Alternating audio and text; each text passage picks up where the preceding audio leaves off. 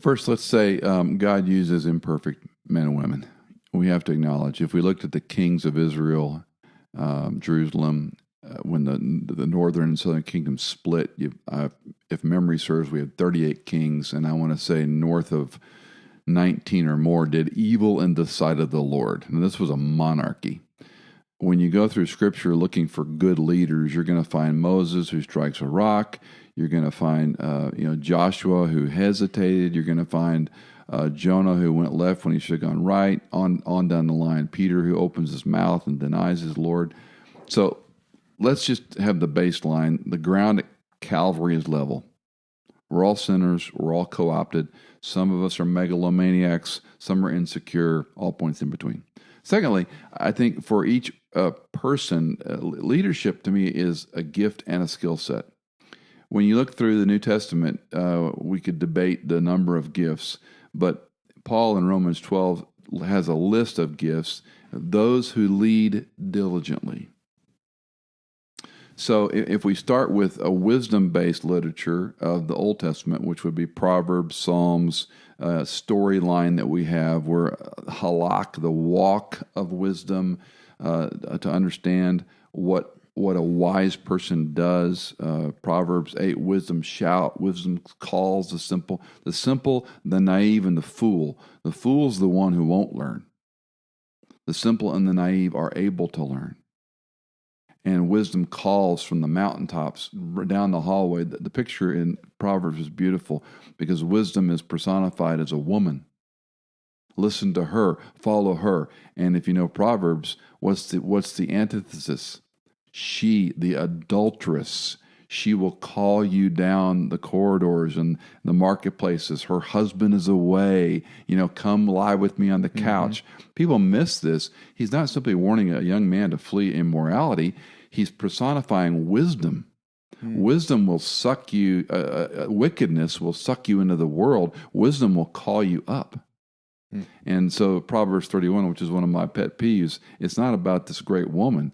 It's a personification, allegory of this is what wisdom looks like. Work hard, get up early, care for your family, care for your husband, for your wife. Mm. Wisdom is explained in this personification of this is wisdom. So coming back to your question, leaders are distracted. There's a lot of things going on. It has become a bit of a cult, this idea of leadership. I have friends who've written books. I won't name their names or the titles of their books, but I kind of cringe when I see one more book on leadership.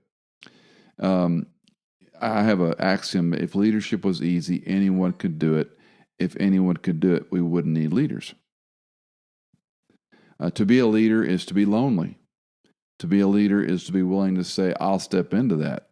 Cormac McCarthy's novel, No Country for Old Men, mm-hmm. a great line on the front of that book when he talks about, I got to know what I'm getting into. If I'm going to push all my chips into this, I need to know what I'm getting into. Mm-hmm. And leadership, you can't know every outcome, but you've got to be willing to say, I made a mistake. It was a bad decision. I'm sorry. I'll pop back to integrity. Mm-hmm. I'm rambling, but I think at the end of the day, leadership and common sense are far more important than the latest book trend ismology on the next wave. Yeah. So do you see then, so it appears to me, and I'm young and I'm a novice, so I'm not going to pretend to have great thoughts on this, but it does appear to me like there's sort of become a popular trend or a common perception that anyone can be sort of a leader if you read the right books, and then you have these sort of, these steps, and then bam, you're a leader. Is that how we should be thinking from a wisdom standpoint, or should we be less concerned about, we're becoming a leader or not, and just more concerned about walking the path that God has for us? There are two kinds of people in this world. Those who think there are two kinds of people and everybody else. So, I kind of fall on the side of if you want to be a leader, you need to pursue that. Now, let's talk about the pursuit of leadership. One of my professors is with the Lord, Dr. Howard Hendricks, used to talk about the fat man, the faithful, available, teachable. And he would say, I'm going to come to your church and I want to see your fat men. And well, then that became politically incorrect. So he changed it to faith. It was faithful, available, integrity, teachable, and humble. And he just put those other words in there so it wasn't fat man. Okay. I still like fat man better. Yeah. But his comment was, you give him a task. Will you help us with the Bible study? Sure. That means making coffee at 6 a.m. ready to go for 80 people. Oh, man, I want to teach the Bible. I need somebody to make coffee. And then his comment was, as you are empowering these people and giving them tasks, do they follow through? Back to integrity.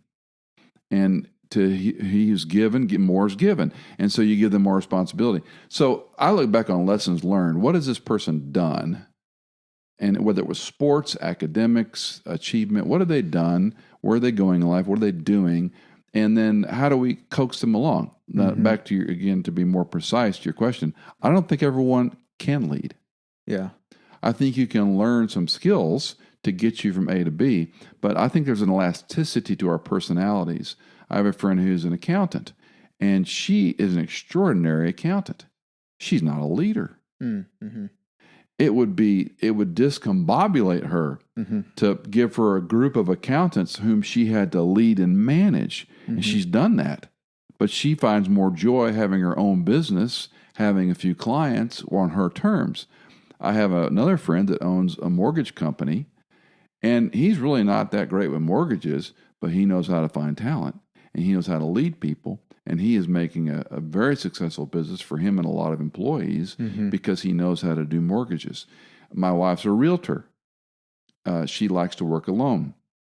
She doesn't want to hire other realtors to work with her. She doesn't want to manage other people. She's got an elasticity with clients, with inspectors, with lenders. And so each of us, we do have an incremental, let's say a sphere of leadership. Yeah. If I take a golf ball and throw it on the ground, it makes a golf ball size dent. If I take a bowling ball and throw it on the ground, it makes a bowling ball size dent. And some of us are a little more dense, so we can make a bigger dent. And God uses us in spite of us. So I think to the high level is not everybody can lead. You're going to find out by trying. Yeah. I can't run a 4-minute mile. It doesn't matter how many trainers, diets, videos, programs. I would never run a 4-minute mile, period. Does that mean I'm a worthless person? No, it means I'm not a 4-minute miler. Yeah.